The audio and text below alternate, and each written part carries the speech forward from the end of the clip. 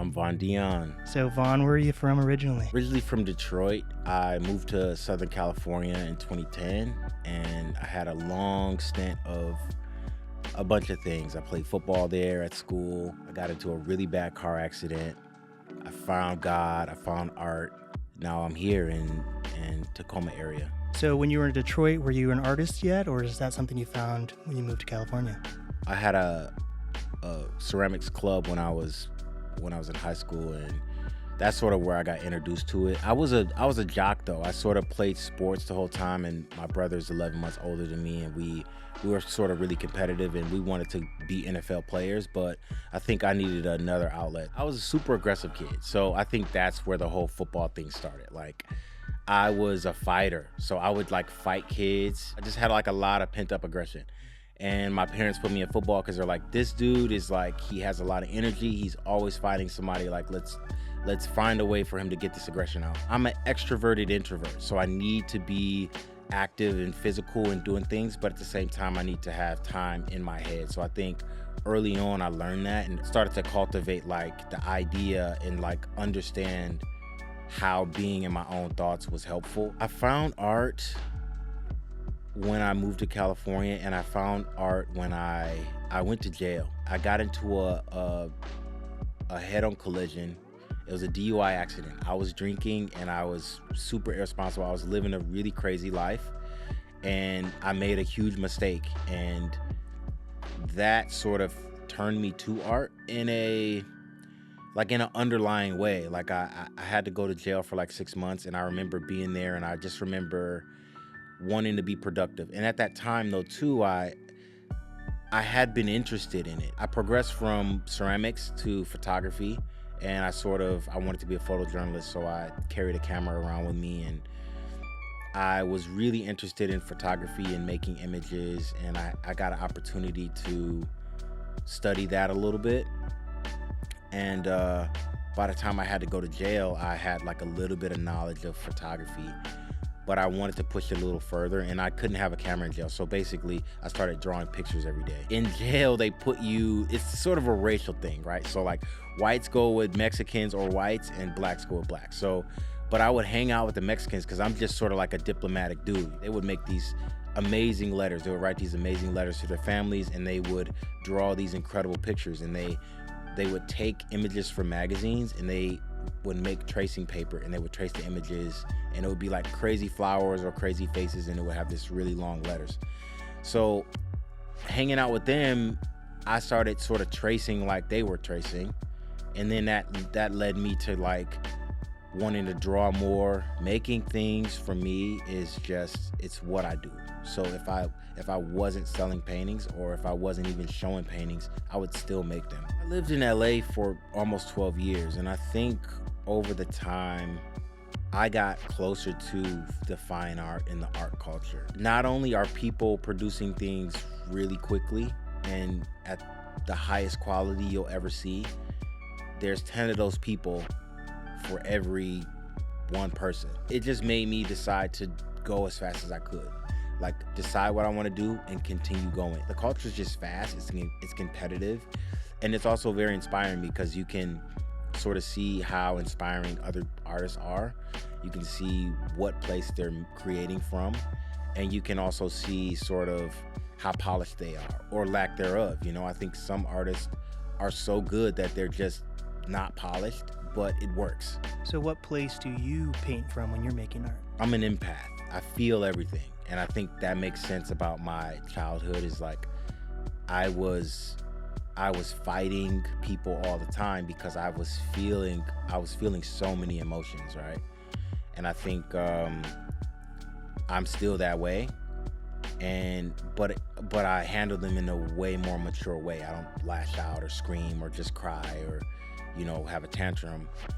So anytime I'm creating, I'm just creating from what I feel at the moment. Break down these paintings behind you. I paint them live with a chat, and I take feedback, and I just sort of have conversations with people as I build them. Boyy is kind of like me, right?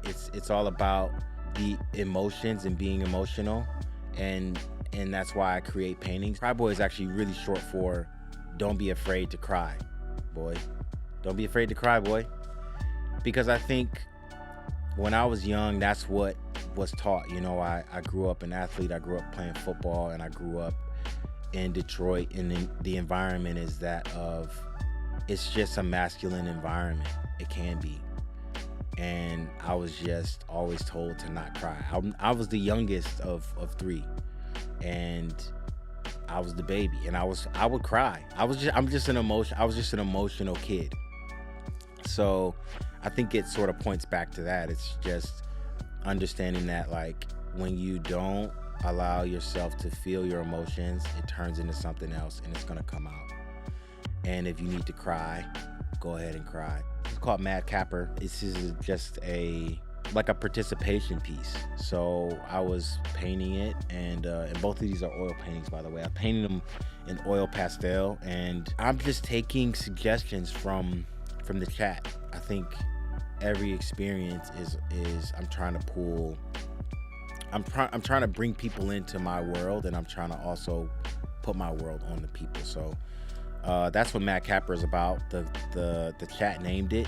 That painting doesn't really mean anything. It's just a painting. And I think I learned that along the way too, is that, like, sometimes your painting is just a painting.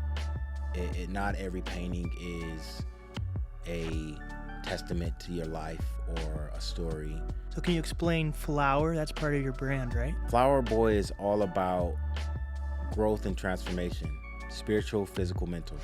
It's about my transformation from someone who was really emotional and really broken in this way and was leaning on alcohol, to someone who decided to leave that and to find a cleaner way to live, find a more productive way to live. It's about continuing to transform. It's about understanding that there's so many steps in between transformation, and as I make paintings, they will change, and there will be a beginning phase, a middle phase, and an end phase. And with the Flower Boy, I like to preach that, and I like to connect with people and, you know, try to open that door, because transformation's scary.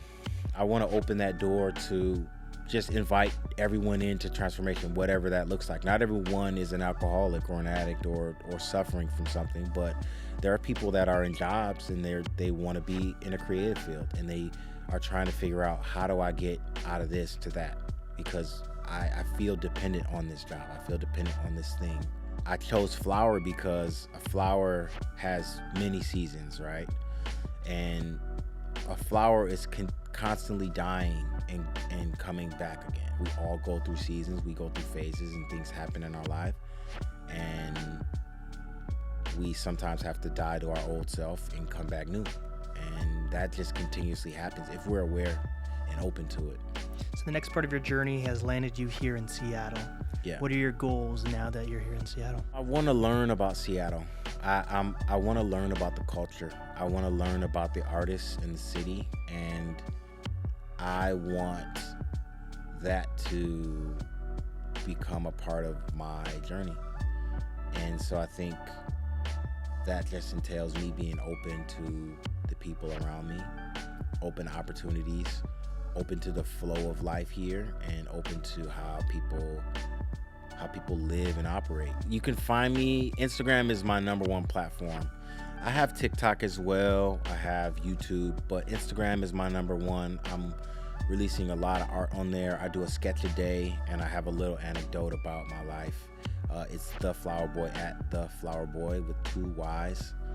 And my website is the same, theflowerboy.com. If you go to those platforms, you'll find that I have links all over there. I have YouTube links and TikTok links. And I cannot wait to get connected with Seattle. I love the city already. I'm energized by it. And I just can't wait to see what I make and how I grow here.